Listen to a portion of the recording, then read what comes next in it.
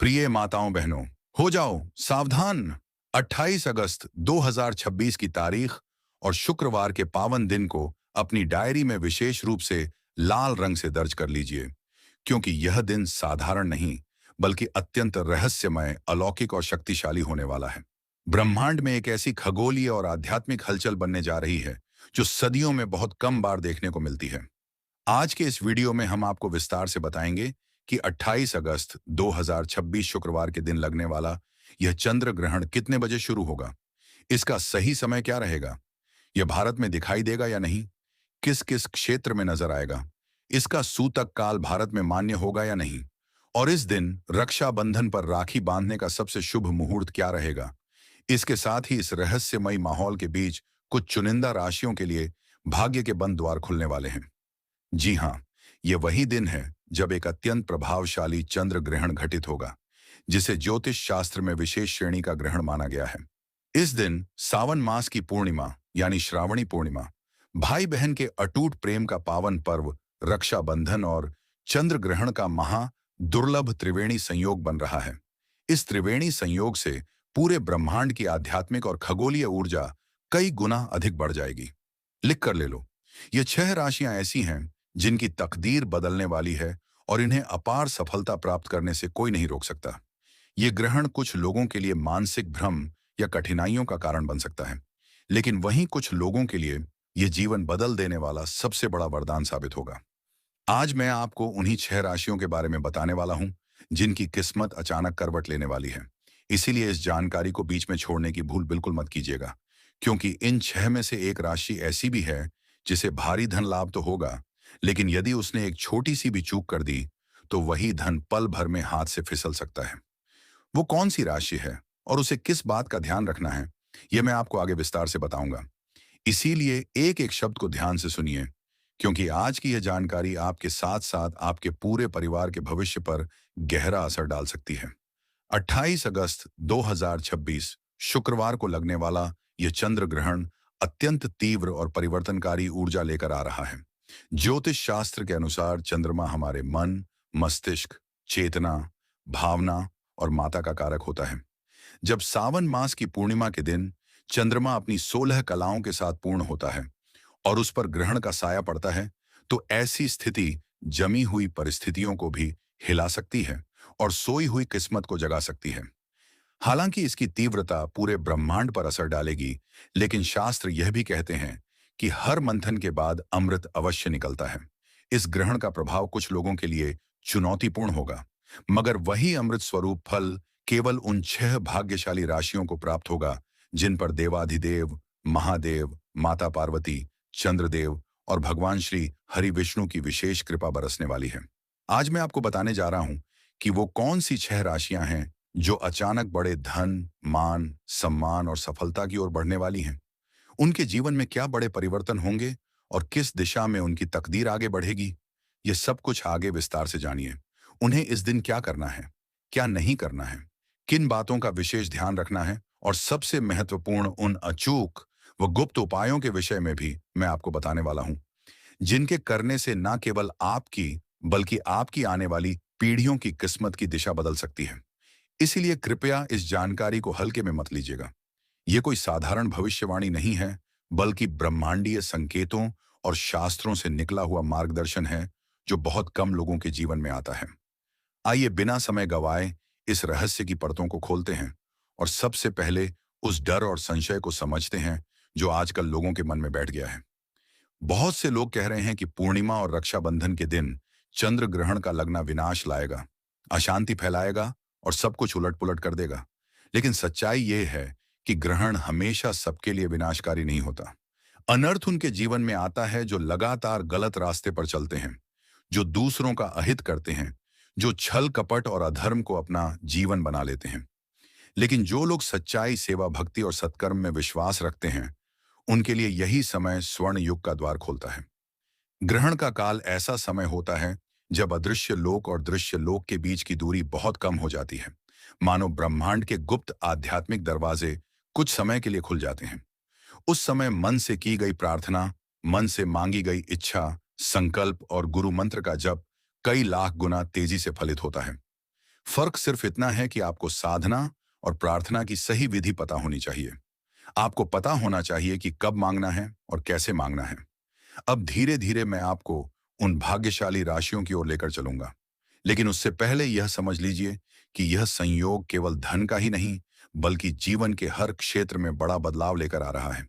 किसी के लिए यह नया करियर लाएगा, किसी के लिए टूटा हुआ रिश्ता जोड़ देगा, किसी के लिए असाध्य बीमारी और मानसिक तनाव से मुक्ति देगा, और किसी के लिए वर्षों से रुका हुआ पैसा वापस दिलाएगा। अब सबसे पहले जिस राशि की बात हो रही है वो है मेष राशि। मेष राशि के जातकों के लिए यह सावन पूर्णिमा और ग्रहण लाभ और उन्नति का ऐसा द्वार खोलने वाला है जिसकी उन्होंने कल्पना भी नहीं की होगी।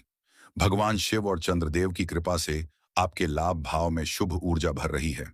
इसका सीधा अर्थ है कि जहां जहां से धन आने की संभावना अटकी हुई थी, वहां वहां से रास्ते खुलने लगेंगे। जिन लोगों ने बहुत समय से कर्ज का बोझ झेल रखा है, उन्हें राहत मिलेगी। जिनका पैसा कहीं फंसा हुआ है, वह धीरे धीरे वापस आने लगेगा। सरकारी और प्रशासनिक कामों में जो अड़चनें थीं, वे समाप्त होंगी। जिन फाइलों पर सालों से धूल जम रही थी, उन पर अचानक मोहर लग सकती है। व्यापारियों को ऐसे बड़े सौदे और ऑर्डर मिल सकते हैं जो उनकी सोच से कहीं बड़े होंगे। नौकरी पेशा लोगों के लिए भी यह समय वेतन वृद्धि, पदोन्नति या मनचाही जगह ट्रांसफर का संकेत दे रहा है। आपके मान सम्मान और सामाजिक प्रतिष्ठा में भारी वृद्धि होगी। लेकिन मेष राशि वालों को एक बात का विशेष ध्यान रखना होगा कि इस दिन गहरे या काले रंग के वस्त्र पहनने से पूरी तरह बचना है। साथ ही किसी से भी व्यर्थ की बहस में न पड़े। शांत रहें और मन ही मन महादेव का स्मरण करते रहा, जिससे आपकी उन्नति की गति और तेज हो जाएगी। अब दूसरी राशि की बात करते हैं, जो है वृषभ राशि। वृषभ राशि वालों के लिए यह दिन कर्म क्षेत्र में बड़ा सकारात्मक परिवर्तन लेकर आ रहा है। आपके कार्य भाव में यह महासंयोग नई ऊर्जा का संचार कर रहा है। इसका मतलब है कि आपके करियर और आजीविका में ऐसी हलचल होगी जो आपको नई ऊंचाइयों तक ले जा सकती है। जिन लोगों को लगता था कि उनका करियर बिल्कुल ठहर गया है, उन्हें अचानक नए और शानदार अवसर मिलेंगे। बेरोजगार लोगों के लिए यह समय किसी वरदान से कम नहीं है। जिस दिन आप उम्मीद छोड़ चुके होंगे, उसी दिन नौकरी या काम का संदेश आ सकता है। व्यापार करने वालों के लिए यह समय विस्तार का है। आप नया काम शुरू कर सकते हैं, नई साझेदारी कर सकते हैं या पुराने काम को बड़े स्तर पर ले जा सकते हैं। आपकी मेहनत की सराहना होगी और आर्थिक स्थिति मजबूत बनेगी। लेकिन यहाँ एक सावधानी बेहद जरूरी है कि लालच में आकर किसी भी दस्तावेज पर बिना पढ़े हस्ताक्षर ना करें और जल्दबाजी में कोई जोखिम भरा कदम ना उठाएं। इस दिन के बाद किसी जरूरतमंद को चावल, चीनी या दूध जैसी सफेद वस्तुओं का दान अवश्य करें, क्योंकि यह छोटा सा उपाय आपके धन के प्रवाह को हमेशा के लिए स्थायी बना देगा। अब बात करते हैं उस राशि की जिसके लिए चेतावनी भी है और सबसे बड़ा वरदान भी, और यह राशि है मिथुन राशि। मिथुन राशि वालों के लिए यह सावन पूर्णिमा भाग्य को जगाने वाली है। महादेव के आशीर्वाद से आपका रुका हुआ भाग्य अचानक सक्रिय हो सकता है।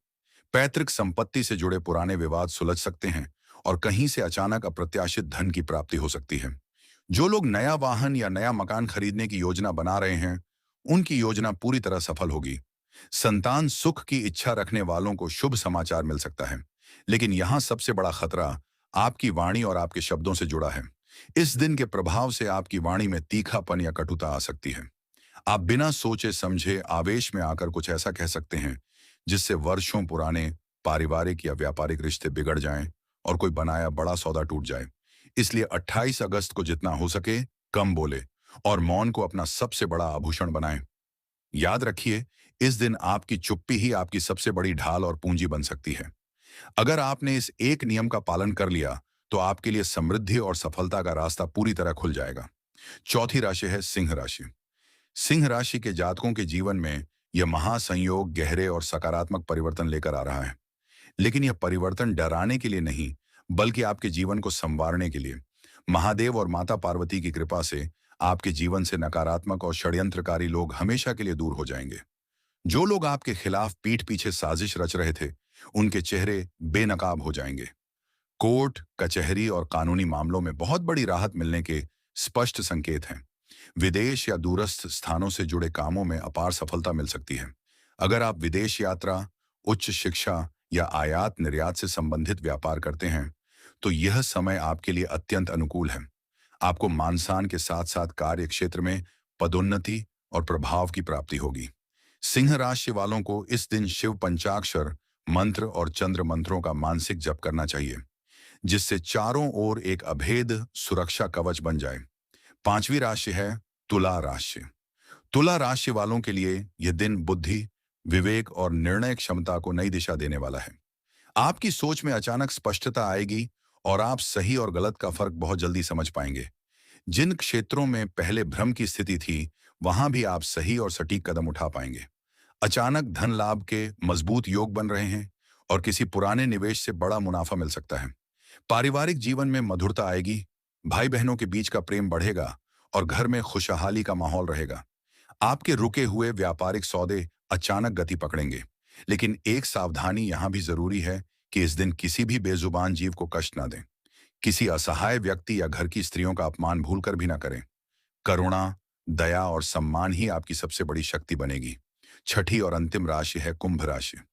कुंभ राशि वालों के लिए यह महासंयोग सबसे अधिक शक्तिशाली साबित होने जा रहा है, क्योंकि यह आपके जीवन में एक नया स्वर्णिम अध्याय शुरू करने जा रहा है। आपके व्यक्तित्व में एक अलग ही निखार और आकर्षण आएगा, जिससे लोग आपकी बातों से प्रभावित होंगे। समाज में आपकी प्रतिष्ठा बढ़ेगी और आय के एक से अधिक नए स्रोत खुलेंगे। नौकरी, व्यापार, साझेदारी, हर क्षेत्र में केवल लाभ ही लाभ के संकेत हैं। यदि आपका पैसा कहीं लंबे समय से अटका या डूबा हुआ था, तो उसके वापस मिलने की प्रबल संभावना बनेगी। महादेव, शनिदेव और चंद्रदेव की कृपा से आपके जीवन में खुशियों का भंडार आने वाला है। लेकिन आपको अहंकार और घमंड से पूरी तरह बचना होगा। जितना आप विनम्र रहेंगे, उतना ही ज्यादा जीवन में ऊपर उठेंगे और आपकी सफलता का दायरा लगातार बढ़ता जाएगा। अब बात करते हैं चंद्र ग्रहण के सही समय, सूतक काल दृश्यता और रक्षाबंधन पर राखी बांधने के सबसे सटीक शुभ मुहूर्त की। खगोलीय और ज्योतिषीय गणनाओं के अनुसार 28 अगस्त 2026 शुक्रवार को लगने वाला यह चंद्र ग्रहण एक आंशिक और उपछाया चंद्र ग्रहण होगा। भारतीय समय अनुसार यह ग्रहण 28 अगस्त की सुबह लगभग 8:50 से शुरू होकर दोपहर लगभग 1:45 तक रहेगा। भौगोलिक दृष्टि से यह ग्रहण प्रशांत महासागर, अटलांटिक महासागर, उत्तरी दक्षिणी अमेरिका, यूरोप और अंटार्कटिका के कुछ क्षेत्रों में दिखाई देगा। सबसे महत्वपूर्ण बात यह है कि यह चंद्र ग्रहण भारत में प्रत्यक्ष रूप से दृश्यमान नहीं होगा, क्योंकि ग्रहण का समय भारतीय समय अनुसार दिन का है और दिन के उजाले में चंद्रमा क्षितिज से नीचे रहता है। धर्मशास्त्रों, स्मृति ग्रंथों और निर्णय सिंधु का अटल सिद्धांत कहता है कि जो ग्रहण जिस भूभाग या देश में आंखों से दिखाई नहीं देता, उस देश में उसका कोई सूतक काल या धार्मिक दोष मान्य नहीं होता है। अतः भारत में इस चंद्र ग्रहण का कोई सूतक काल नहीं लगेगा। मंदिर के कपाट बंद नहीं होंगे। नित्य पूजा पाठ, खान पान, दिनचर्या और धार्मिक अनुष्ठानों पर कोई धार्मिक पाबंदी नहीं रहेगी। इसी कारण रक्षाबंधन के पावन पर्व पर राखी बांधने के लिए पूरे दिन कोई सूतक का व्यवधान नहीं रहेगा और इस दिन भद्रा का साया भी नहीं है। 29 अगस्त 2026 शुक्रवार को रक्षाबंधन पर राखी बांधने का सबसे श्रेष्ठ प्रातःकालीन मुहूर्त सुबह 6:05 बजे से सुबह 10:45 बजे तक रहेगा। इसके बाद दोपहर का शुभ और अभिजीत मुहूर्त दोपहर 12:15 से शाम 6:30 तक रहेगा तथा सायंकालीन प्रदोष काल का मुहूर्त शाम 6:05 से रात्रि 8:30 तक रहेगा। बहनें पूरे दिन बिना किसी डर, संशय या सूतक के भ्रम के अपने प्यारे भाइयों की कलाई पर रक्षा सूत्र बांध सकती हैं। भले ही भारत में ग्रहण दृश्यमान ना होने से सूतक काल का कोई धार्मिक बंधन नहीं है, लेकिन इतिहास और सनातन परंपरा यह सिखाती है कि खगोलीय हलचलों के दौरान ब्रह्मांड में सूक्ष्म ऊर्जा का प्रवाह अवश्य बदलता है। इसलिए एहतियात के तौर पर गर्भवती महिलाओं को सुबह 8 बजे से 50 से दोपहर 1:45 के बीच धारदार या नुकीली वस्तुओं के प्रयोग से बचना चाहिए और मानसिक रूप से ओम नमः शिवाय या ओम नमो भगवते वासुदेवाय का जप करना चाहिए। राखी बांधते समय भाई का मुख पूर्व या उत्तर दिशा की ओर होना चाहिए। बहनें भाई के माथे पर रोली अक्षत का तिलक लगाएं, दाएं हाथ की कलाई पर रक्षा सूत्र बांधे और भाई अपनी बहनों की रक्षा का संकल्प लेते हुए उन्हें प्रेम व उपहार भेंट करें। अब भगवान शिव की आराधना और सावन पूर्णिमा के संदर्भ में उन अत्यंत कठोर नियमों और चेतावनियों को भी ध्यान से समझ लीजिए जिनका उल्लंघन करने से पूजा निष्फल हो जाती है और अनजाने में भारी दोष लग सकता है।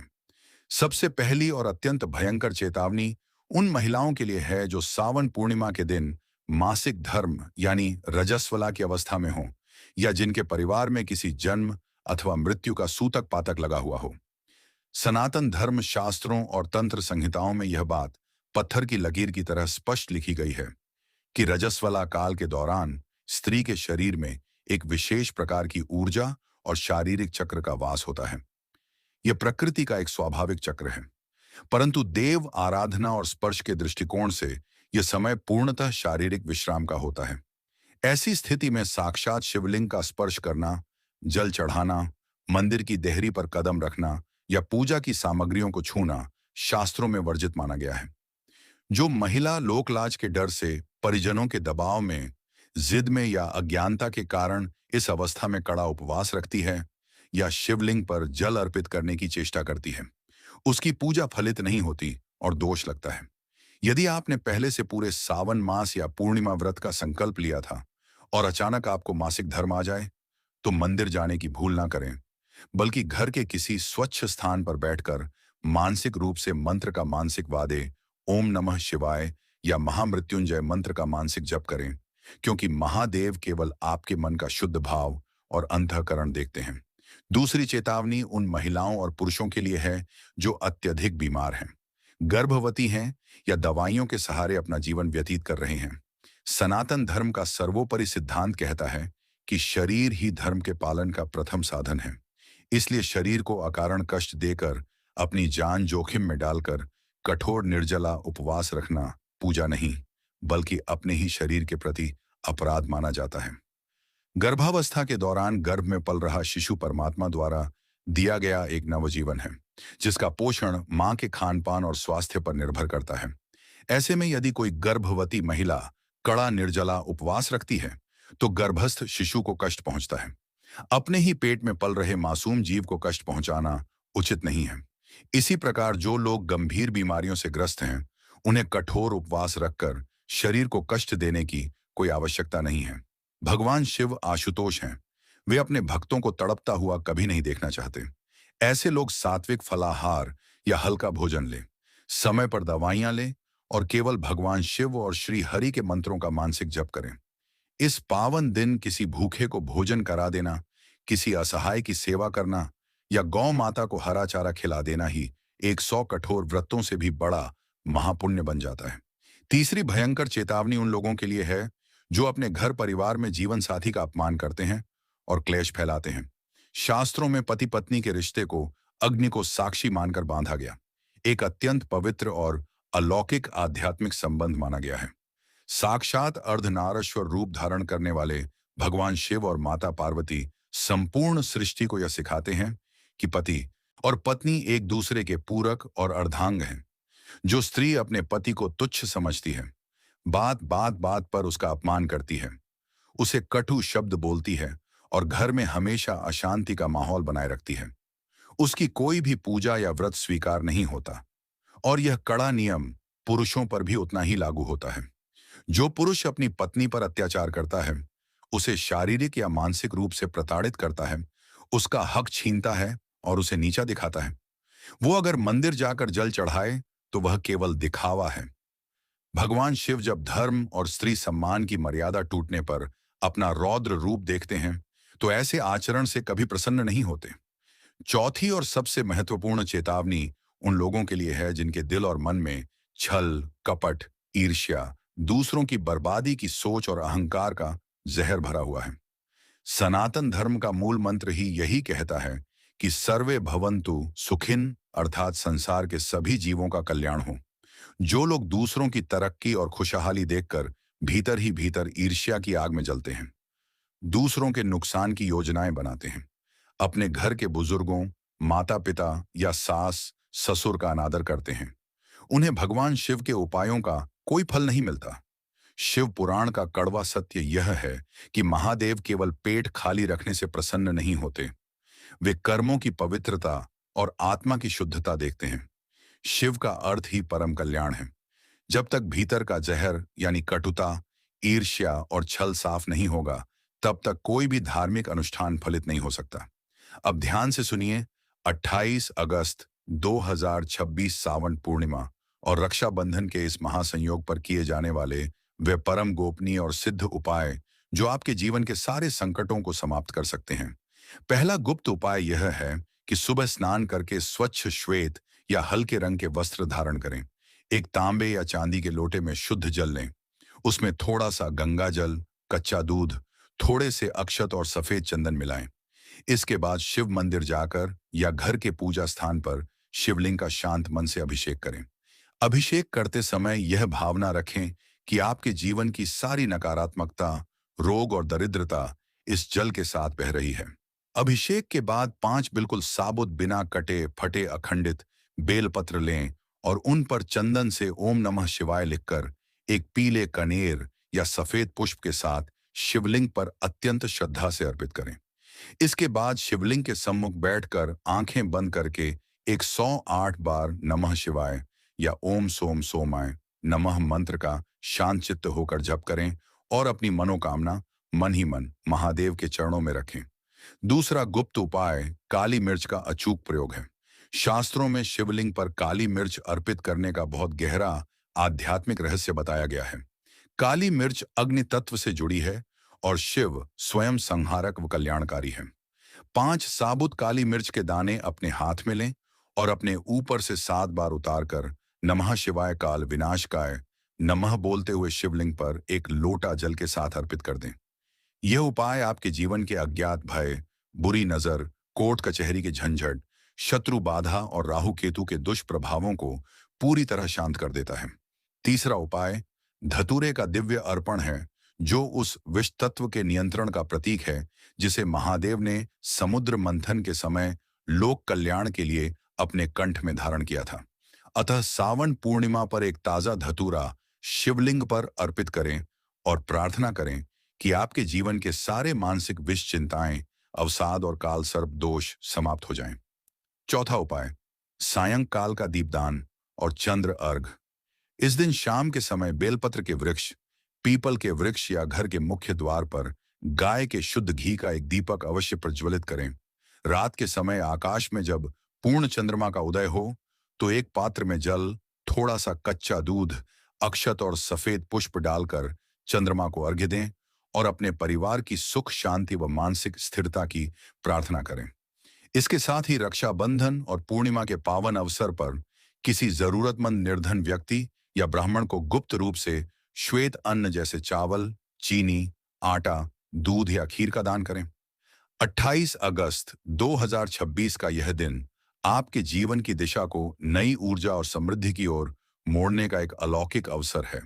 अपने मन को शुद्ध रखें, आचरण को पवित्र बनाएं, अहंकार को त्याग कर अपनों का सम्मान करें और देवाधिदेव महादेव तथा माता पार्वती पर पूर्ण विश्वास रखें। भोलेनाथ की कृपा से आपके घर में सुख, शांति, समृद्धि और सुरक्षा का वास हो। हर हर महादेव, जय शिव शंभू, जय माता पार्वती। शुभ रक्षाबंधन। भक्तों, रक्षाबंधन का पर्व केवल भाई की कलाई पर राखी बांधने और मिठाई खिलाने का दिन नहीं है, बल्कि यह भाई बहन के प्रेम, विश्वास और मंगल कामना का बहुत ही पवित्र पर्व माना जाता है। विशेष रूप से जब रक्षाबंधन सावन पूर्णिमा के दिन पड़ता है, तब इस दिन का धार्मिक महत्व और भी बढ़ जाता है। सावन का महीना भगवान शिव को समर्पित माना गया है और पूर्णिमा तिथि भी अपने आप में अत्यंत शुभ मानी जाती है। ऐसे में यदि बहन इस दिन पूरे श्रद्धा भाव से अपने भाई की लंबी आयु, अच्छे स्वास्थ्य, सुख, समृद्धि और हर प्रकार की विपत्ति से रक्षा की प्रार्थना करती है, तो यह भाई के लिए मंगल कामना करने का बहुत सुंदर अवसर बन जाता है। रक्षाबंधन के दिन सुबह सूर्योदय से पहले या अपनी सुविधा के अनुसार स्नान करके स्वच्छ वस्त्र धारण करें। यदि संभव हो तो स्नान के जल में थोड़ा सा गंगा जल मिलाकर स्नान करें और मन ही मन भगवान शिव, माता पार्वती, भगवान विष्णु और अपने इष्ट देव का स्मरण करें। इसके बाद घर के पूजा स्थान को साफ करके दीपक जलाएं और सबसे पहले भगवान गणेश का स्मरण करें। फिर भगवान शिव और माता पार्वती की पूजा करें, क्योंकि सावन पूर्णिमा का दिन भगवान शिव है धन की देवी माता लक्ष्मी जी रक्षाबंधन की। इस पावन वीडियो को जो भी भक्त सच्ची श्रद्धा से लाइक करें, उसकी झोली धन धान्य, सुख समृद्धि और खुशियों से भर देना। प्रिय माताओं और बहनों, रक्षाबंधन के दिन भूलकर भी अपने मायके से ये तीन चीजें ससुराल लेकर ना आए। मान्यता है कि ऐसा करने से पति की मृत्यु हो सकती है, घर की सुख शांति भंग हो सकती है, आर्थिक परेशानियां बढ़ सकती हैं और दाम्पत्य जीवन में कठिनाइयां आ सकती हैं। कि हाल ही में एक महाकथा के दौरान गुरुजी ने भी 8. इस विषय में Don't tie it महत्वपूर्ण just बात yet. बताई और सभी महिलाओं Bhadrakal को has सावधान रहने की सलाह दी। इसलिए इस बार का रक्षाबंधन आने से पहले जान लीजिए कि आखिर वे तीन चीजें कौन सी हैं जिन्हें भूलकर भी मायके से ससुराल नहीं लाना चाहिए। खास बात यह है कि इस वर्ष का रक्षाबंधन कई शुभ योगों में पड़ रहा है, इसलिए इस दिन इन बातों का ध्यान रखना और भी महत्वपूर्ण माना जाता है। नमस्कार दोस्तों, आप सभी का हार्दिक स्वागत है। प्रिय भक्तों, रक्षाबंधन भाई बहन के प्रेम और विश्वास का सबसे बड़ा पर्व है।